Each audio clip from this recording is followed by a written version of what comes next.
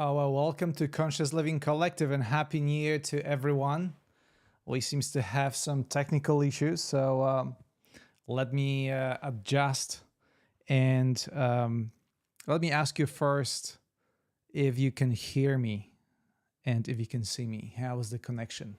Because it says it's poor on my screen, and as always, I want to make sure that there's no interruptions in our stream. Okay, you can hear me fine. So good. Once again, Happy New Year. Welcome to Conscious Living Collective, first one for 2025. Very good to be here. And as always, I want to welcome all the newcomers and familiar faces. So hello, Deb. Hello, Joan. Hello, V. Hello, Tosca. Hello, Parvane. Who else? Hello, Deb. Hello, Sandy. Evie. Evie for the first time? Or have you been here before? Hello, Terry. Yeah, good. Okay. Good to be here. Good to see you all. We went through the technical problems and yeah, Evie, not the first time. I had a feeling you are not here for the first time. So we continue and we start 2025 with a very important topic of autonomy, which is in the vein of the theory of self-actualization by Abraham Maslow that we have been pondering upon of the past couple of weeks, before the break, that is. We have, outside of this episode, we have one more that will consider peak experiences. That's going to be on Wednesday or Tuesday in 2 days' time.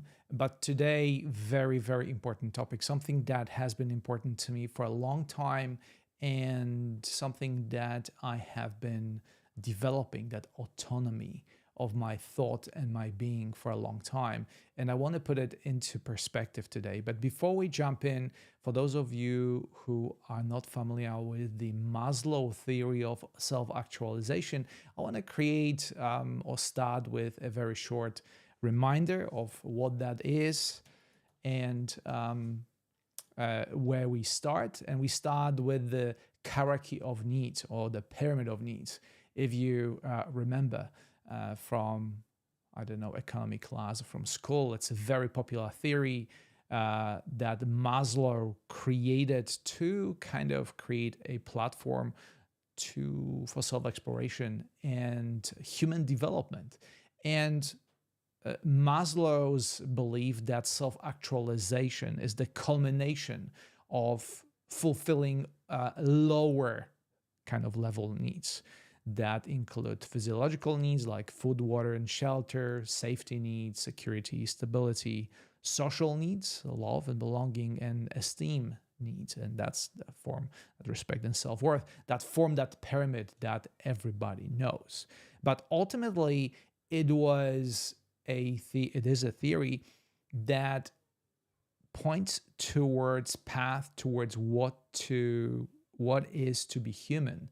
And as we know, to be human is to face certain challenges, because just because I say I want to be self-actualized and grown and evolved person, it doesn't come easy. It's very easy for me to say, but obviously we come together in order to gain strength and confidence to be able to do so.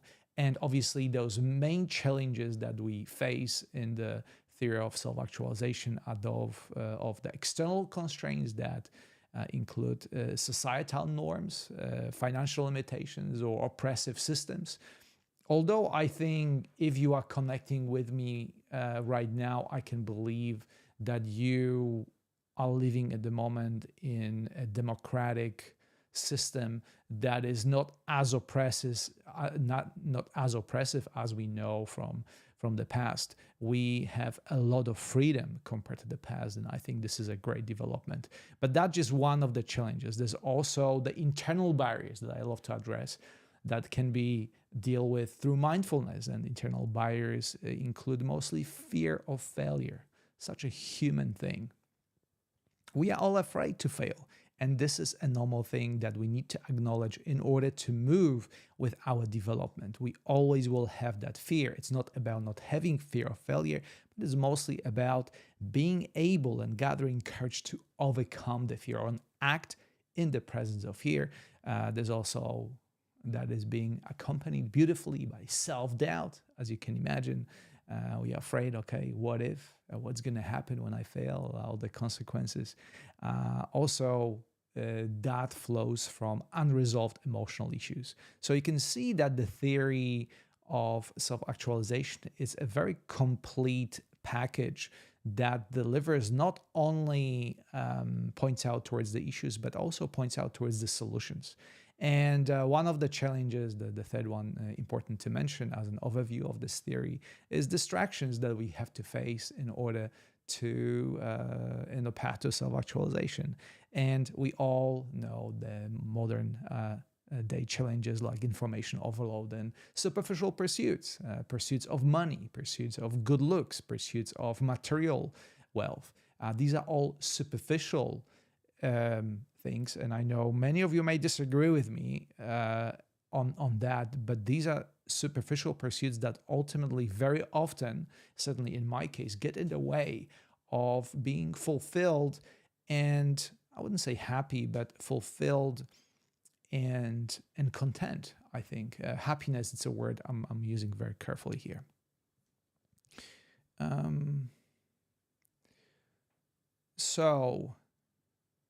Okay, I'm looking at the comments. We still have a good connection. It says it's okay, but I hope you can all hear me. Please give me thumbs up if you can still hear me clearly and the video is okay. So this is the overview of Maslow's perspective that includes both recognition of all the needs that we all have, the challenges that we are facing, but also, most importantly, the steps towards self-actualization. And if you want to come back to the previous sessions that are on my YouTube channel, feel free to access them there. Those needs include things like authenticity, purpose and meaning, creativity, resilience, acceptance, and topic that we will cover today, which is autonomy. And autonomy simply means independence in thoughts and actions, free from external purposes. And as I say these words, I already recognize how easy it is for me to say those things and how actually difficult it is to implement them in your daily life. It's extremely difficult to be autonomous. And when I think about my own life, I realize from the perspective that most of my life, until this very moment, it's been continuing, has not been very autonomous. As a matter of fact, when we grow up, when we're being born, we are dependent on our parents completely. We have no freedom of thought. We have no awareness that there is such thing as a freedom of thought. And the moment that we start walking and thinking for ourselves, there is an entire societal system that tells us how to act, how to behave, what to do, how to be the good citizen.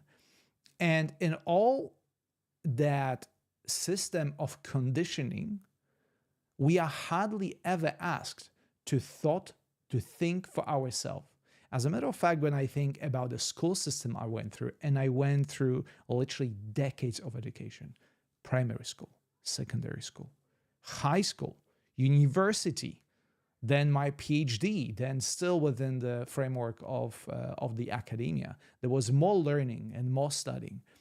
I never experienced and never was encouraged to think for myself. Maybe except of the last part when I was postdocing at Sydney University and the University of Technology, Sydney, when I was definitely encouraged to come up with my own ideas. As a matter of fact, this program was, maybe including part of my PhD, was well dedicated to come up with your own ideas and be um, and be well inventive and come up with something of your own.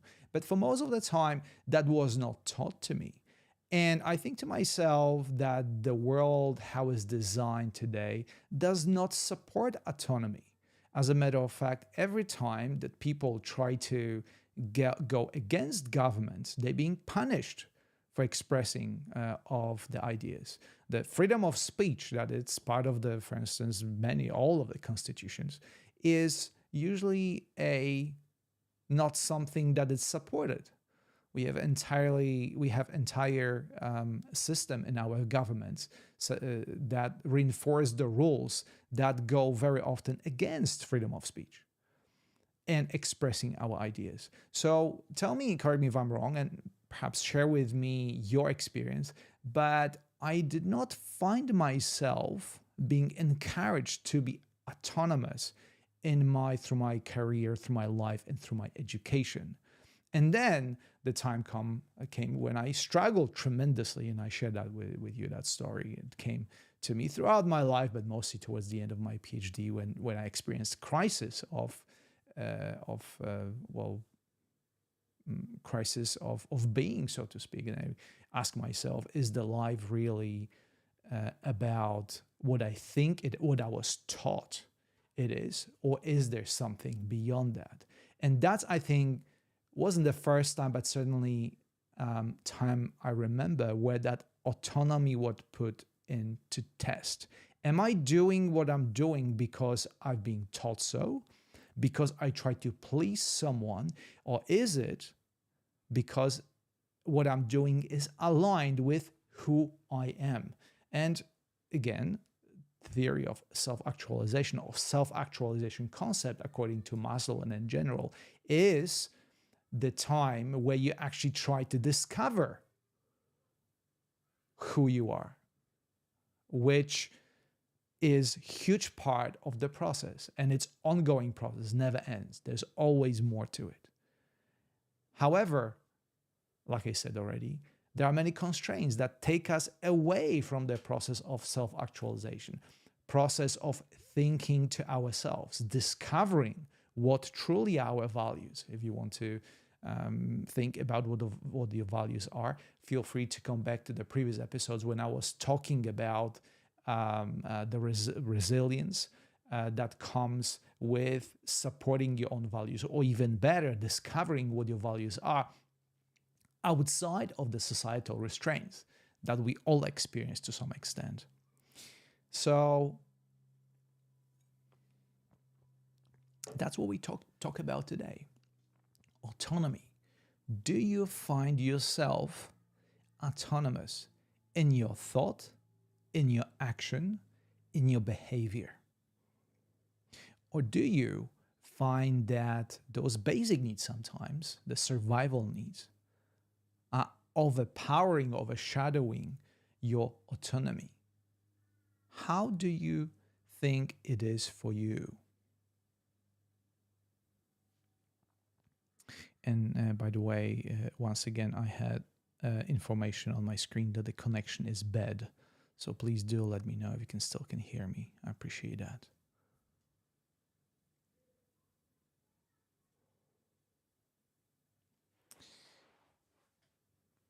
So that autonomy that we talk about is something that we don't have, but something that we develop in the course of our life. And the autonomy refers to self-governance, right? We have government as the system that tells us what to do. And now, important question is to ask yourself, do you have a self-governance? How much say do you have in the daily actions that you take? Are they autonomous actions, or are they influenced heavily by the external stimulation, by the rules, by the ideas of others, by our upbringing?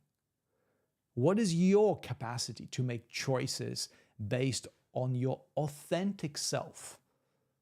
Do you know what your authentic self is? Many difficult, however important questions to answer before we consider our autonomy and answer the question to what extent we are autonomous. And as I tried to say already, this is not something, the autonomy builds on the lower needs. We not just are autonomous, we become autonomous. So to achieve autonomy, the foundational needs like physiological stability, safety, belonging must be met before we even consider it.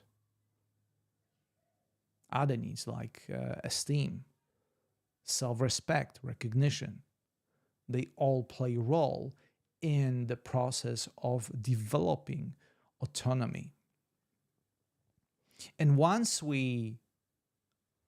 all those lower needs are being met, we can evolve to explore our full potential in the light of self-actualization. And what happens when we feel sufficiently satisfied with those lower needs, we can experiment by taking more risks. And this is something that is very close to my heart as a scientist, because being a scientist, not only in the university laboratory, but also scientist as an attitude towards life, which asks you to take risks, look outside of the societal boundaries, and discover what your values are and take risk based on those values. That's where autonomy plays a crucial role. And like I said, it's not easy. It is usually difficult. It requires you to take risks and kind of take journeys here and there that will test your abilities and test your values along the way. So what we know in the process of growing up, it's mostly the external motivation, right? There's a very few people that really know what they want when they say 5.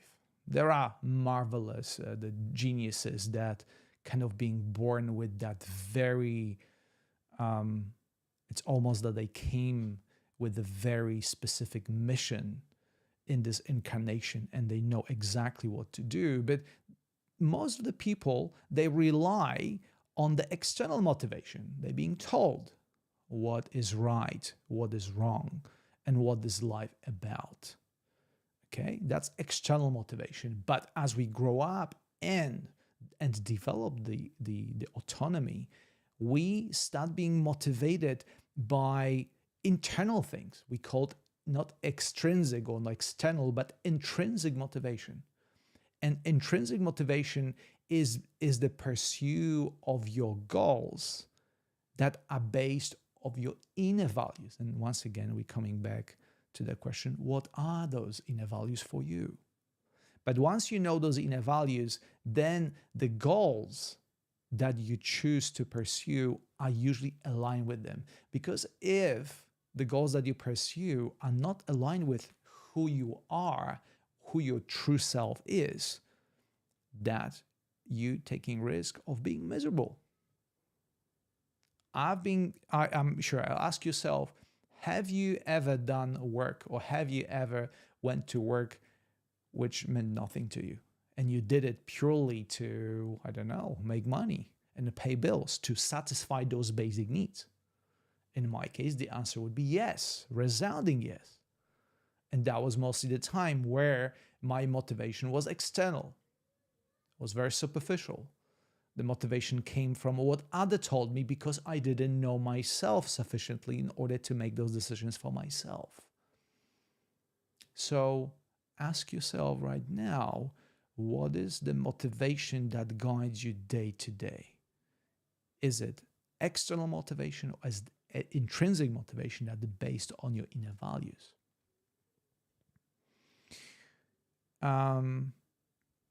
So it goes without saying that if you follow those intrinsic motivation in your life, you will kind of emphasize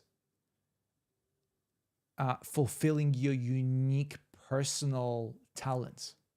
And this is the good part about self-actualization, the part that it's so attractive, that even though it's hard, you know you'll be walking the path that it's aligned with who you are, as opposed to meeting the external stimulation of the society, of the system, of your family, of your friends, and so on and so forth, that don't have your personal needs in mind. They have the needs of the system.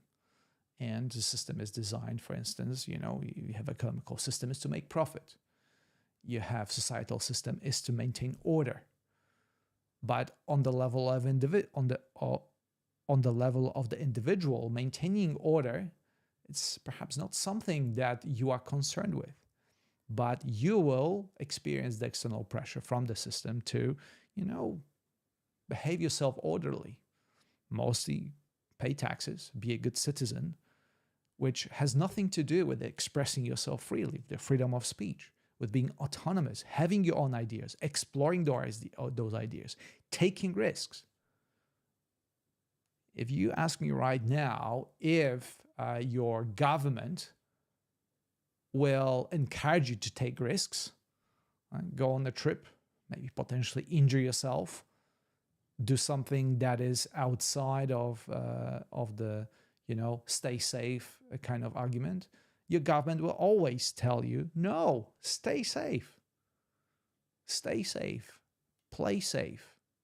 As long as you pay taxes, as long as you do not put constraints on the system, that's what the definition of good citizens is. But that is not necessarily aligned with becoming self-actualized, testing your limits, testing your potential, which is so important when we turning the year 2025. Many people consider New Year's resolution because they realize that perhaps I can be better this year. I can find more fulfillment, more enjoyment. I'm pretty sure that some of you are asking this question right now. Is really life, your way, as the title of today's session is? Do you really consider be in charge of your own life? Or are you still spending most of the time fulfilling those basic needs?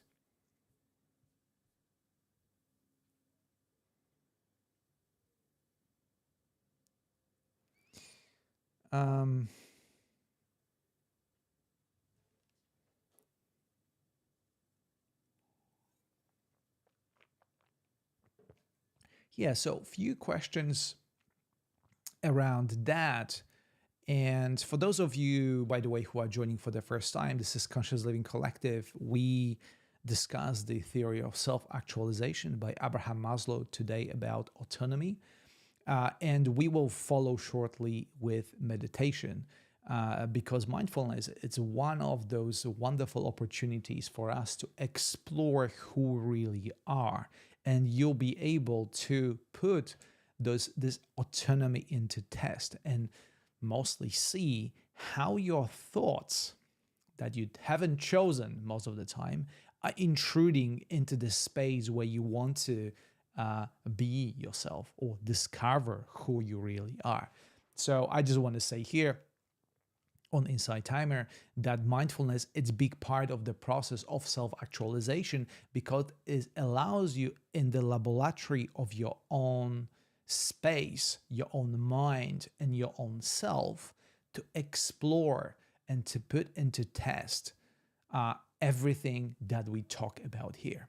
That's why I always say at the beginning of Conscious Living Collective that Conscious Living Collective is the place where you can have your direct experience. It's not just me talking to you, but also you exploring on your own in the safe environment and the presence of like-minded people, all those concepts, and put them into test, and you see how they play out. Have the first-hand experience. But before I want to mention two things. So one of the things in the light of autonomy is interdependence. So many people talking about autonomy and self-sufficiency, they make a mistake to be completely independent on everything and everyone. And I think this is a mistake because nobody is really self-sufficient, and we depend on so many different things. Even internally, I always use this example. If you think about it right now, your physical body that we take for granted most of the time is composed of millions or billions of individual cells that they have, to a large extent, the autonomy. So if you ask yourself right now, do you have influence on circulating your blood? Do you really have influence on digesting your food? Do you perform so many functions of your body? Do you have influence on them? And the answer to that would be resounding no, you don't. You are not as autonomous as you think on the level of your body. But what I want to mention is that you're also not autonomous when it comes to external influences. I'm living in a house I did not build. I'm using equipment. I don't know how it functions. I don't know. I didn't build it. It's very complex, but I'm using it. So I am dependent on people who made it, people who, I don't know, not only created it, but before that, people who, I don't know, excavated all the resources or taken the resources from the earth, converted them into physical and chemical processes, and ultimately allow me right now to talk to you over incredible technology that it's not completely understood by me or anybody else, by the way, on that planet. So without interconnectedness and accepting we are interconnected, all me talking to you would not be possible. So I think it's important when you consider your autonomy, also balance with interdependence. So, and understanding the value of interdependence and interconnectedness. Even now, if I would be talking just to one person right now, that would be very different than talking to all 80 of you. That makes a huge difference. By knowing that there's so many of you on the other side, helps me express myself in a very different way. In the view of the light of theory of self-actualization, it makes me realize that I am heard. I am being recognized. 8 of you from around the world decided to come to this session to learn, to be together, and to find solutions for your daily living, to improve your life, I hope, as opposed to just be the same, to discover things. And that includes interdependence, and interconnectedness.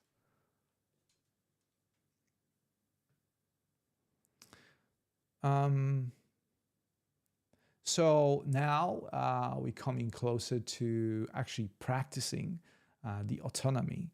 And on the surface level, autonomy expresses itself as the courage to make unconventional choices.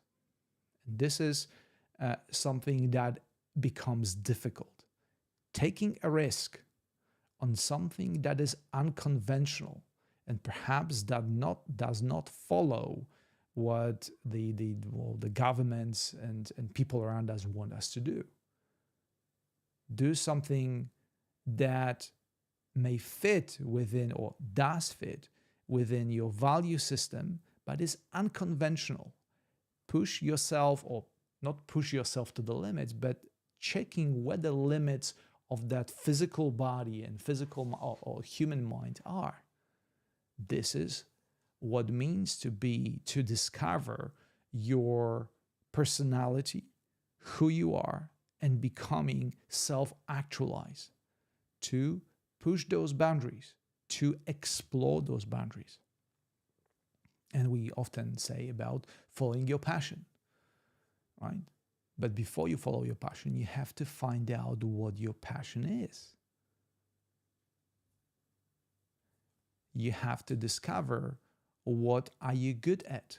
What do you enjoy doing? If you look at my course, 6 Pillars of Conscious Living on Insight Timer, you will see that discovering what you like doing, or as I call it, following the joy, is one of the fundamental aspects of self-actualized people.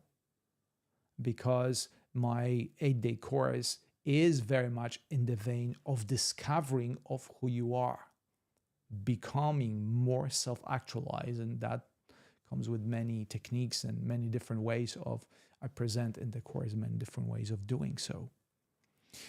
So when we become a bit unconventional, when we start making those unconventional choices, you will find that you have to face some external pressures.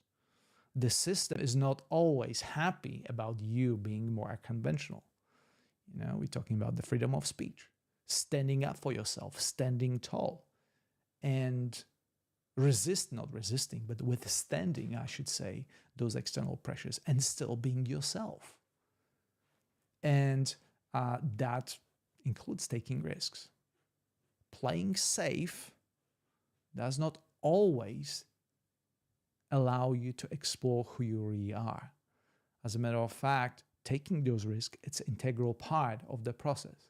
And I'm not taking endangering yourself in a physical way, bungee jumping, hurting yourself. No, but expanding or testing your comfort zone. And it can be something as simple as taking a new path to work, which, believe me, can be uncomfortable. But you're doing it because you want to find and test different ways. You're taking risks in that sense. And obviously, mindfulness and self-awareness are an integral part of it, because if you are not mindful what is happening around you, and if you're not self-aware, you cannot really say that you're autonomous. Making those choices requires a high level of self-awareness and mindfulness of your thoughts, of your actions, even mindfulness of your internal processes. What's happening with your body as you're taking those risks. Being resilient, and again, resilience being a part of one of the traits of a self-actualized people, to withstand those external pressures when they appear. Carmela, thank you so much for your very kind donation. And at this stage, I want to mention that all your donations help me tremendously with continuing with the sessions on Insight Time and my work. This is how how the system works. I could not do this work without support. As a matter of fact, I recognize what is happening here by the amount of support I'm receiving. If no one would show up to this session, it is very unlikely I will continue making them, because I can only make them recognizing the interconnectedness and interdependence. I am dependent on you in many respects, but you giving me first of all, your attention, your time, and also your donations will also support my work. You become my supporter and the work I do. Thank you so much, Carmela, here. Um, so as a part of, uh, thank you so much, Sherry. That's very kind of you. So as a part of Conscious Living Collective, particularly for those of you who are here for the first time, because the regulars already know, the part now, the time has come for meditation. And I will guide you into meditation that will explore and give you a first-hand experience of that autonomy. To what extent you are autonomous and making decisions within the laboratory of your own mind. When you close your eyes and things start happening, how many of those things you have chosen and how many of those things are basically a result of your previous decisions and everything that you did before. So this is a question that you will ask yourself and you'll put it into the test in this session. And as always, I have prepared for you some music to support your exploration, to make this process as pleasant as possible. I know for a fact that the internal exploration, being practicing self-awareness, practicing mindfulness, it's not something that it's easy. It is something that it's difficult. That's why I'm here to guide you, to offer you my support. And also, that's why all of you here collectively come to experience something together in the spirit of interdependence, healthy interdependence, and connectedness, as I already said. So we will be supported today by Peter Helland and his planet Earth. I want to acknowledge Peter here. He's one of our wonderful musicians here in Inside Timer. So feel free to download his tracks or use his tracks for your own personal exploration afterwards.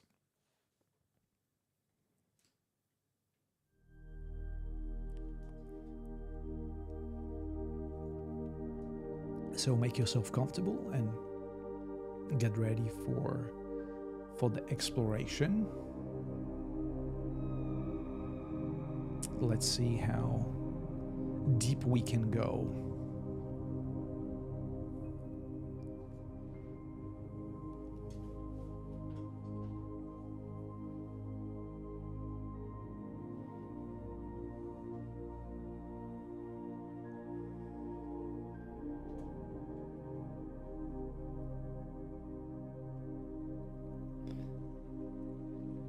We begin this meditation by recognizing here and now.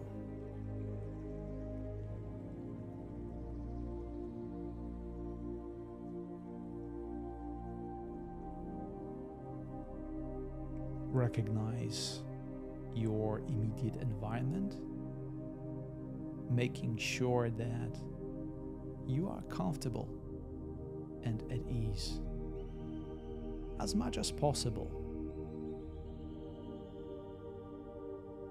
I usually sit with my back straight, resting my feet on the floor, my hands in my lap,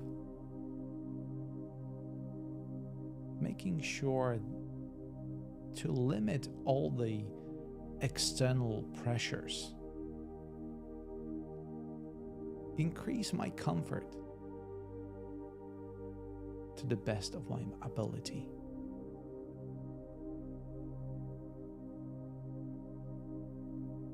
And as you close your eyes, notice that your experience goes immediately beyond the 5 physical senses. You become aware of the internal environment that usually starts with bodily sensations. Some of them pleasant, some of them less pleasant. If there's still any tension, any discomfort that you can soften right now, do so. If you find that there's a tension in your jaw, in your shoulders. Feel free to make yourself more at ease.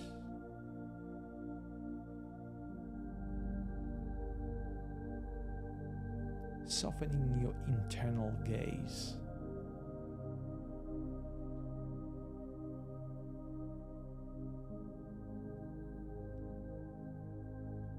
And now you arrive at the point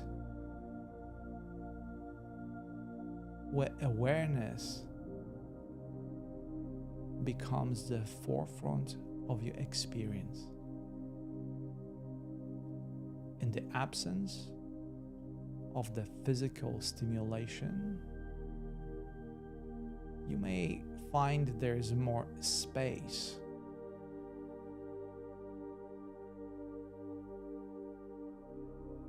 And as a result, your brain or your mind may throw at you some stimulation in the form of a thought, bodily sensation,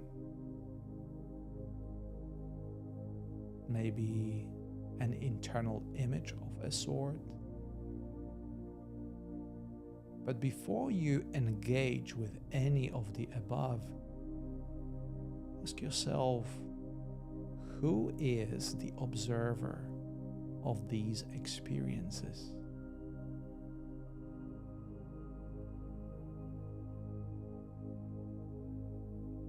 Who is the I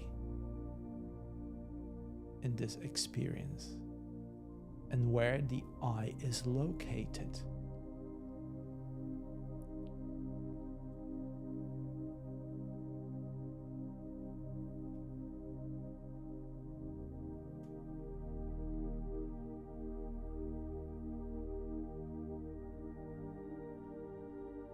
From the perspective of your mind, you may find these questions disturbing. You may find that you cannot locate the experiencer, the agent that the experienced use presented to.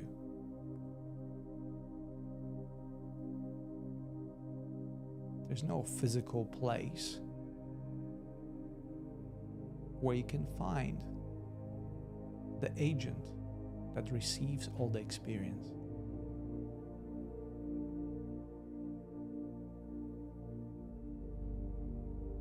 The awareness is non-local, is not located in either part of your physical body, nor is located in any part of the space that you perceive.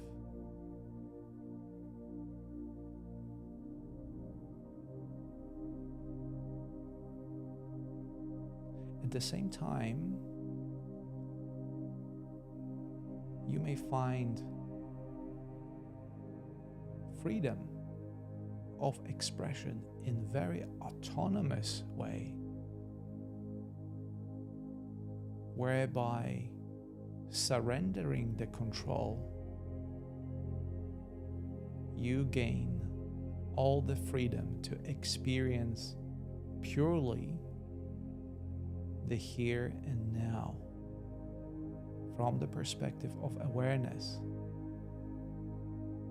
that is already free and has always been autonomous.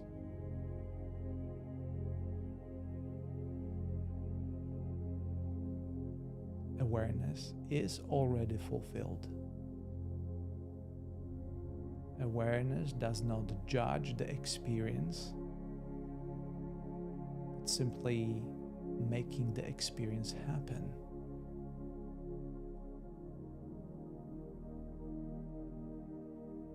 If there's any judgment and the resistance, they are functions of most likely your mind, your conditioning.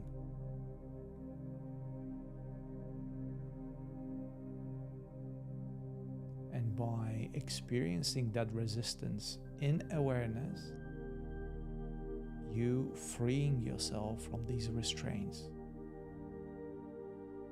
Or be more precise, you free your awareness that you are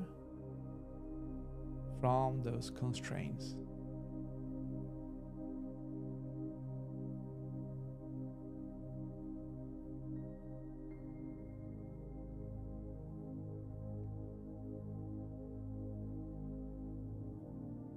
I will let you to explore on your own for a minute as I stand by your side, holding the space for your safety and your comfort.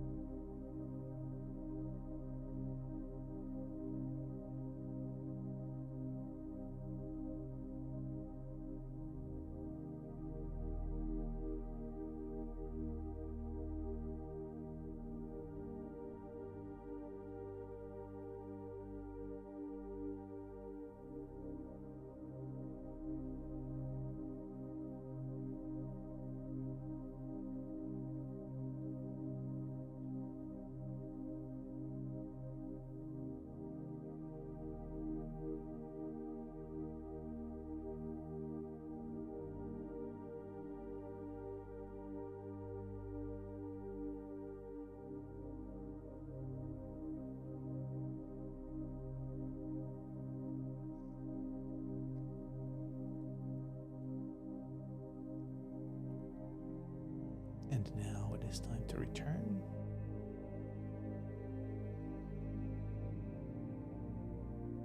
Begin reconnecting with your physical senses.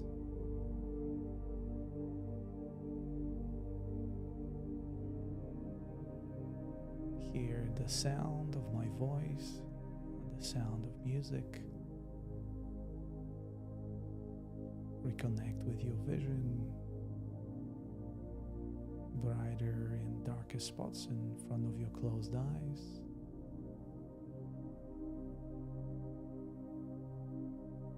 Smell, taste, and finally, sense of touch that connects you with the space around you.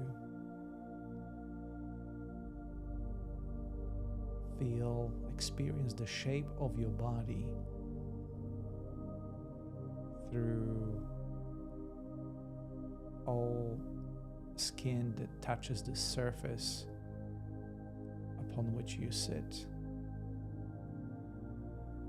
Feel your hands in your lap, your feet on the floor, sensing the space around you, and complete the return by taking one deep breath in through your nose and out through your mouth.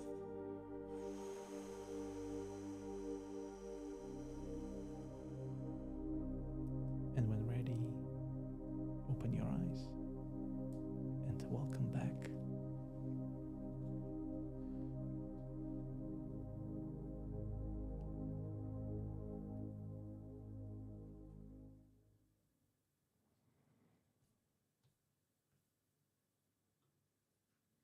Thank you so much for meditating with me. I hope you get to experience some of those qualities of autonomy that we discussed as thoughts and sensations were coming your way. That was very, very pleasant for me, although it didn't come without challenges. As I already said, every exploration has its risks and challenges, and we are not here to be afraid of them, but we are here to overcome the fear and face those challenges with integrity. And that's much easier when I'm in such a good company. So, Deb, thank you, Julie, Samia, Terry, Parvane, and everybody else who enjoyed this meditation. Katie and Joanna, thank you so much for your kind support. Like I said, it means a lot to me and helps me in creating these sessions. But most importantly, thank you so much for your attention, for your mental currency, as I always call attention, as being your mental currency that ultimately is the most important one. I love connecting with you. I love meditating with you, and I'll return on. Oh, Diane, hello. Good to see you, even if you joined late. I will connect with you on Wednesday or Tuesday. Depends on your time. Feel free to go to my profile on Insight Timer and follow me there to receive notifications about upcoming events. The next event that you can sign up for already after this session, it's called Peak Experiences, which is the last part of the series on self-actualization, Maslow's theory of self-actualization. And we'll be talking about peak experiences that, according to Maslow, are absolutely essential to be self-actualized people. We'll be talking about all these experiences that are definitely outside of our daily living. And I will share my personal story about that, and perhaps you can share yours. So I'm very much looking forward to it and connecting with all of you. Thank you for your presence here today, and I look forward to connecting with you on Wednesday or Tuesday. Until then, thank you so much.